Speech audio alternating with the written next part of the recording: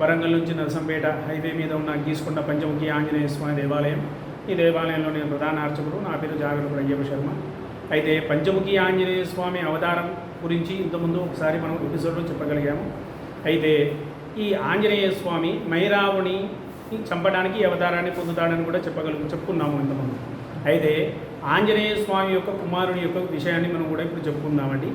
స్వామివారి యొక్క కుమారుని పేరు వచ్చేసేమో మకరధ్వజుడు.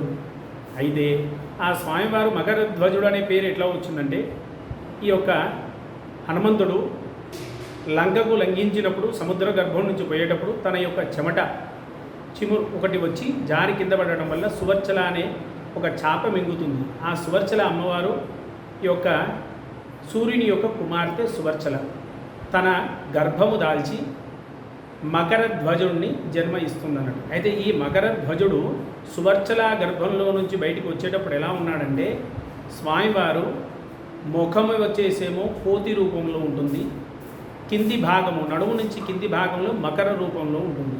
కాబట్టి మైరావణుడు ఆ యొక్క ఈ స్వామివారిని చూసి ఆయనకు మకరధ్వజుడు అని పేరు పెడతాడు. అంటే సింహం అవతారంలో ఉంటాడన్నట్టు ఇది. అయితే ఈ యొక్క మకరధ్వజుడు చాలా బలవంతుడు కదా అని చెప్పి తన యొక్క గృహము యందు ఈ యొక్క మకరధ్వజుడిని భటుడుగా ఉంచుకున్నప్పుడు ఈ యొక్క మైరావణుడు రామలక్ష్మణులు ఇద్దరిని కూడా తీసుకొని తన గృహంలో బంధించి ఉంటాడు. కాబట్టి ఈ మైరావణ్ణి చంపడానికి ఆంజనేయ స్వామి సముద్ర గర్భంలోకి వచ్చేసరికల్లా ఈ యొక్క మకరధ్వజుడితో యుద్ధం చేస్తాడన్నట్టు.